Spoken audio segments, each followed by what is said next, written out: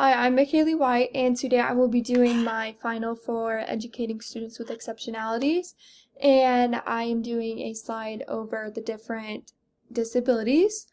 So for the first one, I have specific learning disability, also known as SLD. And what is it? It affects a child's ability to read, write, listen, speak, reason, or do math.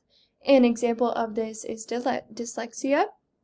So I go on to talk about the universal design of learning, and I talk about the chances of having a student with a specific learning disability is very high, as it is the most common.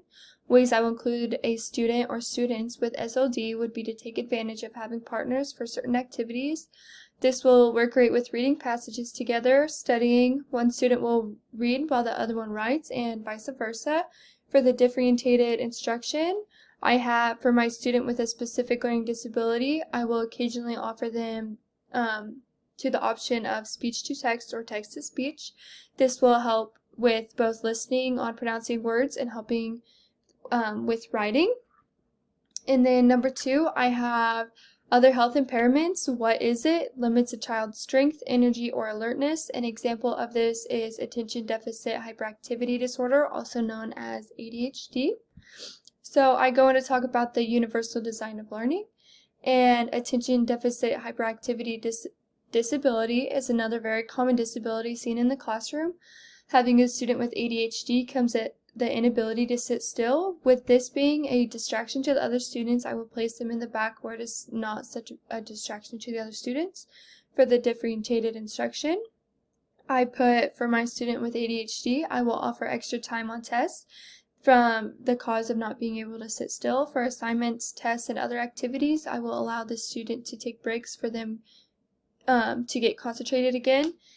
And I think that that is super important for having a student that has ADHD, because not giving them breaks and letting them refocus can cause breakdowns, which is not what we ever want in our classroom.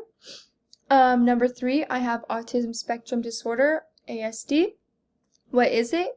It is a developmental issue, mainly affects the child's social and communication skills and sometimes behavior. And then in the bottom right-hand corner, I have a picture of a child that has autism. I go on to talk about the universal design for learning. While including a student with autism in my classroom, there will be visuals to help remind the student the basic room rules and goals. My classroom will not include any crazy colors, and this will help the student be more engaged and calm. And then for the differentiated instruction, I have, as a teacher with a student that has autism, I will avoid speaking for long periods of time. I will tier their assignments with visuals to give the student a better understanding of certain concepts. And I think with the student that has autism, it is extremely important to provide not only word discussions and like explanations, but also to have them see them in pictures or visuals. For number 4, I have emotional disturbance. What is it? The inability to learn what that cannot be explained by intellectual, sensory, or health factors. Examples are schizophrenia, bipolar disorder, obsessive compulsive disorder, and depression. This may fall under the health impairments category. So I go on to talk about the universal design for learning. I include that while having a student with emotional disturbance, I will continue to practice positive feedback and rewards for positive behaviors. The rules will be simple and clear. And then differentiated instruction, I added for assignments and tests, the guidelines will be simple and understanding.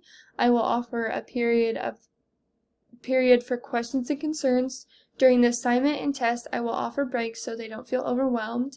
And also for this specific disability, I think it is important to give the student time to go and gather themselves, because then they will get overwhelmed, and then once again we will see the breakdowns that they will have in the classroom, which is also distracting to the other students.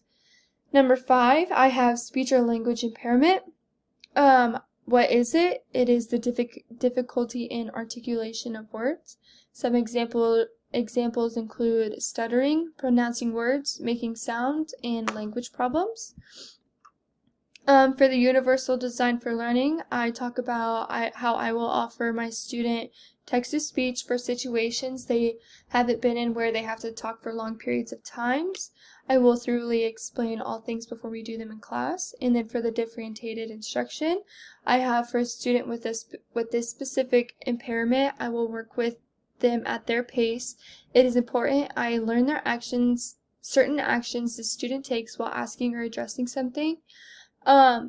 Being able to explain something thoroughly helps them not be able to have to pronounce certain words that they aren't quite sure how to quite pronounce yet, and having the text-to-speech option will help them learn how to say it correctly when they're trying to talk or ask a question in class.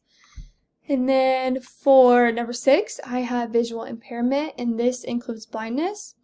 What is it? It includes both partial sight and blindness. If eyesight can be corrected, then doesn't qualify under this category. And to the right, I have a student that is wearing glasses to help with seeing. And then I go on to talk about the universal design for learning. I say, having a student that is blind in my classroom, it is always important to keep the floor clear of things they can easily trip on. I will have them seated in the front if they can see some, and it's an accessible seat for them to get to with their walking cane if they need it, or if they're able to walk correctly throughout the halls and into my classroom without it, then they also won't need to have it to get to their accessible seat. And then for differentiated instruction, I talk about for a student that is blind, I will make sure to use my words to help achieve a better understanding. I will let this student use objects for different subjects to get a better feel of different things. I will have Braille posted around the classroom for easy accessibility. Like, for example, for having Braille posted around my classroom, like if we have like a box of pencils, I can get like a little sticker and put it on there that will like let them read that it's pencils, or like an eraser, just so then that they're able to access those different things for themselves. And then for number 7, I have deafness. And what is it? It is unable to hear most or all sounds with hearing aids. And to the right, I have a picture of a baby that is wearing a hearing aid. I go on to talk about the universal design for learning of deafness, and I add in that actions I will take with the student having deafness is first by placing them in the front of the classroom, having a comfortable classroom for them, so I will take the background sounds out, so as students talking over me maybe, or me talking and having all this background noise of students talking. For the differentiated instruction, I have while teaching a student that is deaf, I will avoid using new signs for vocabulary. I will go the extra mile if I need to write everything down for them, just to for their understanding, to help prepare them for the next assignment, or during like a test, I will be able to write everything down that they will need. And then I have hearing impairment. What is it? It refers to hearing loss not covered by definition of deafness, and it is not the same of hard hearing. I go on to talk about the universal design for learning. The first thing I would do once noticing the student cannot hear is making seating arrangement. It's important to face the student while talking so they will be able to fully hear you and can still read my lips. For the differentiated instruction, I will provide visuals of each lesson and assignment. After explaining, I will offer extra time to ask questions for a better understanding.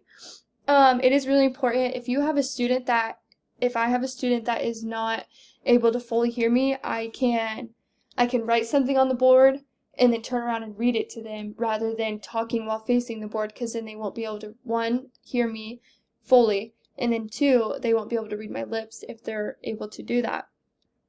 And then for number 9, I have orthopedic impairments. What is it? It is the lack of function or ability in their bodies. An example is cerebral palsy. For the universal design for learning, I say having a student with orthopedic impairments is extremely important to keep the classroom accessible, keeping things low enough to reach for these students. Not having an exact diagnosis for this it will vary for each student. For the differentiated instruction, I add in that if my student has little to no hand movement, I will advise them to use their words until feeling more comfortable on their writing. And for having a student that is possibly in a wheelchair or whatever this student has as a diagnosis, I will have to have my classroom so easy for them to be able to get around in their wheelchair. I will have to keep things low enough for them to reach, because if I keep it up high on a shelf, then the student won't be able to reach it. And I just think that that's really important to keep in mind, not to have to single this individual out all the time, where they can easily access things. And then for the last one, I have intellectual disability. What is it? It is poor communication, self-care, and social skills. An example of this is Down syndrome. So talking about the universal design of learning, I have having a student with an intellectual disability in my classroom. I will provide different approaches to help the student succeed.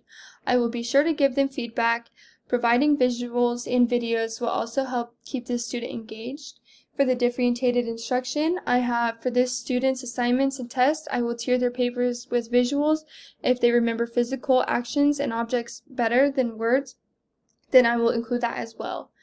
And that is all I have for you. And I will also like to include that I will have to take the extra step and talk to my students before bringing a student in that has any learning disability or intellectual disability, any type of struggle that the others don't, and explain the importance of being nice, and talk to them about bullying, because that comes with the age range and pretty much all through school. So I think that is also really important to educate my students on as well. Thank you.